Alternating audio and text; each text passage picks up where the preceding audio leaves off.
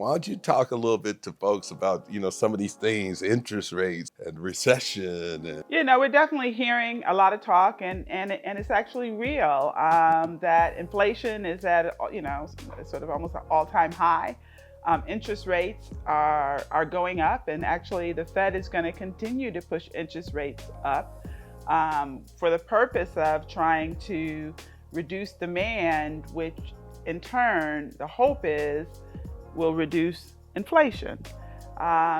What it may also do is it may cause a recession, which could result in people losing their job. I mean, we're already seeing it, because of higher interest rates and people are not able to afford as much in housing. There has been a decline in housing, and that's something for us to also be careful about. Okay, so to break it down a little bit more, inflation is the price for goods and services. This is very significant to low to moderate income people, and certainly to Black Americans. So we have this battle to stop these prices from going up. You have the government intervening by raising interest rates. And the idea to raise interest rates is to... So as the purpose of it is really to try to reduce demand, to make, and I'm going to use this example. Someone wants to buy a home